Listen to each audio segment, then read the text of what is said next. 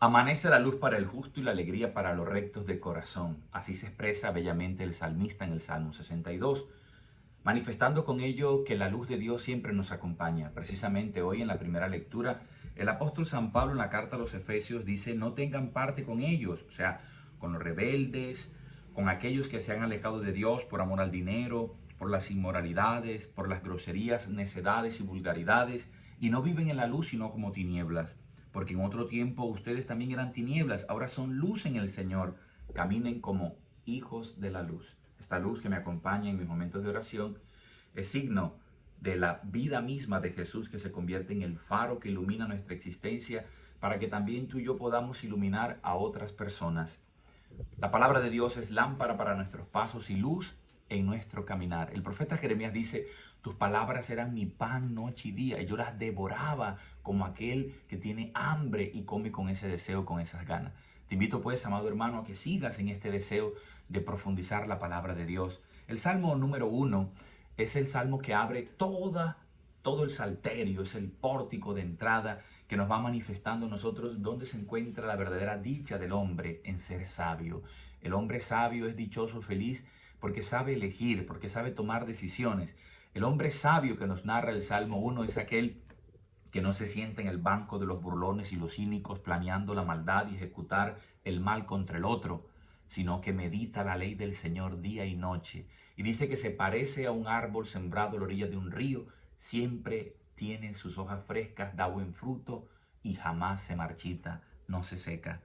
Pero todo lo que emprende ese hombre justo y bueno, porque pone en práctica la palabra de Dios, tiene buen fin. Mientras que el hombre malvado, que no escucha a Dios, que no medita su palabra, esa persona, dice el mismo salmista, no así los impíos, serán como paja que arrebata el viento, porque el Señor protege el camino de los justos, pero el camino de los impíos acaba mal. El camino del malvado acaba mal, porque el que ama la maldad en ella perece. De esta manera llegamos, amados hermanos, al Evangelio de hoy, cuyo tema principal es la libertad. Dios aparece como el Dios de la libertad. Historia de la salvación no es otra cosa sino historia de la libertad humana, historia de la liberación. Dios te ha creado a ti un ser humano libre, con la capacidad de elegir, incluso ser esclavo. Cuando Dios, leemos nosotros en el libro del Génesis, crea al hombre, lo dotó de libertad y le dio el poder de la opción, de la decisión. Por eso Israel, cuando es esclavo en Egipto, Dios lo libera, y con el mismo acto liberador libera a Israel de la esclavitud, pero libera a Egipto de ser un pueblo esclavista, manifestando que el don preciado de la vida va acompañado con la vida en la libertad. Una vida que no se vive en la libertad no es vida, es una vida mermada y reducida a la esclavitud, una vida cercenada. Le decía que el tema de hoy principal es la libertad, porque así nos lo manifiesta el Evangelio cuando nosotros escuchamos y nos dice que Jesús liberó, sanó a una mujer en un día sábado. El Shabbat, el sábado, que significa reposo en hebreo, es el día que Dios le ha dado a Israel para recordar la libertad. Primero, la libertad del Dios creador, que se detiene a contemplar su creación y que reposa el día sábado, porque es un Dios libre que se pone límites a su propio poder y no es esclavo del hacer cosas. Con eso el ser humano tiene que aprender de su creador que es necesario reposar y descansar para honrar al Dios de la liberación, al Dios de la libertad. Y Dios le dice: le darás también reposo no solo a la tierra, al ganado, a tu familia, a tus criados. Tú vas a reposar para que me imites a mí, que creé el mundo y que reposé. Y el segundo sentido del sábado es para que el pueblo de Israel y también nosotros, los cristianos católicos, podamos recordar que ellos eran esclavos en Egipto y Dios los sacó con brazo fuerte y mano extendida y les dio el don de la libertad. Aquí es donde está el verdadero reposo del ser humano, cuando se detiene a sí mismo y contempla las maravillas que Dios ha creado y se da cuenta que Dios lo ha hecho libre y que Dios lo quiere libre. Cuando el hombre había caído en el pecado y estaba esclavo de la maldad, del pecado, de la muerte, entonces Dios ha venido a visitar y a redimir a su pueblo en su Hijo Jesús de Nazaret. Dios, como les decía, ha venido en Jesús a visitar y redimir a su pueblo, como aparece en Lucas capítulo 1, 68. Pero los jefes del pueblo de Israel prefieren la ciega obediencia de la ley antes que practicar la misericordia.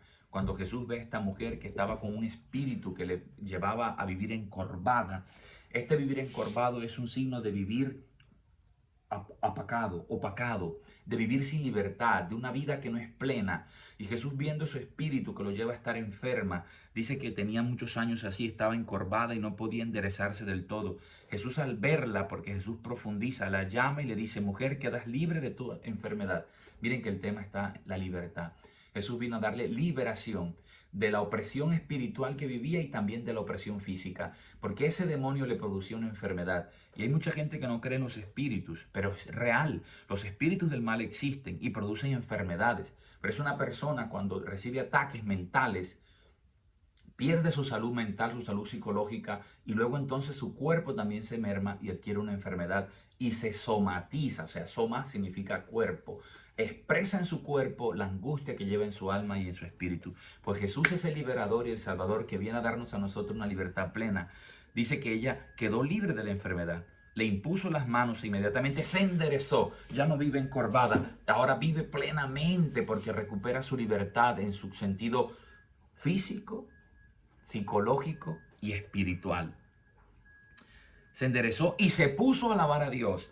Esta mujer, a diferencia de aquellos jefes de las autoridades, bendice y alaba a Dios. No le importa si la curaron o no la curaron el sábado, porque aquellos se habían sometido a cumplir la ley estrictamente, olvidando lo más importante, que es el amor. ¿Qué se debe hacer el sábado? Amar.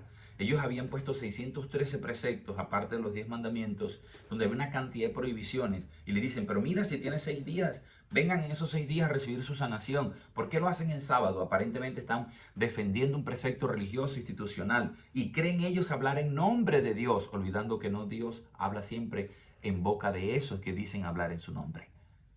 Con esto, hermanos, tocamos un tema espinoso, y es que muchas veces las autoridades, las jerarquías de las diferentes denominaciones religiosas, de los diferentes credos, creen saberlo todo de Dios e imponen cargas pesadas a los fieles, a los adeptos, a los seguidores del Señor. Y no es así.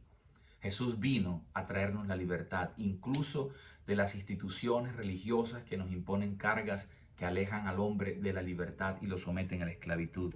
Porque a esta gente le interesaba más los preceptos que la persona. Por eso Jesús les dice: hipócritas, cualquiera de ustedes no desatan del pesebre al buey o al burro y lo lleva a tomar agua un sábado. Pues con cuánto más habría que hacerlo con esta hija de Abraham, que Satanás la tenía atada durante 18 años. ¿No había entonces que soltarla en sábado? A estas palabras sus amigos quedaron abochornados y toda la gente se alegraba de los milagros que hacía. Cuando otros intereses se ponen por encima de la persona, del ser humano, intereses económicos, el afán de riqueza, de poder, de dinero, de privilegio, de prestigio, olvidan al ser humano, olvidan a la persona, allí no está la paz ni la voluntad de Dios. Allí no hay libertad.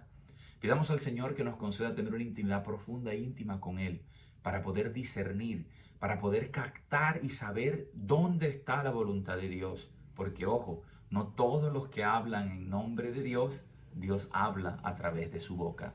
Pidamos al Señor que nos dé esta fuerza de la verdad para abrazar una vida en serenidad y en libertad, porque Dios te ha creado libre.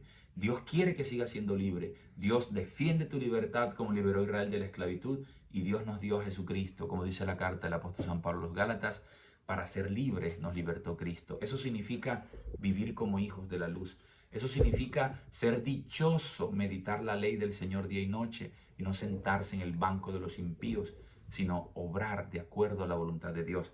Eso significa ser liberados de nuestras realidades que nos hacen vivir encorvados, desanimados y tristes. Esta mujer alaba al Señor, bendice, la gente se alegra. Esta mujer reacciona alabando a Dios, lo que demuestra que ha entendido el hecho de haber sido sanada como una manifestación de la bondad de Dios. Hoy, Padre amado y misericordioso, te pido por todos los hombres y mujeres enfermos y enfermas, para que experimenten en ti la sanación y la liberación que su ser anhela y necesita. Juanca Mendoza, hoy más que nunca se los digo y se los grito: en Cristo, la vida es una nota mucho más sabrosa. Ciao a tutti, arrivederci.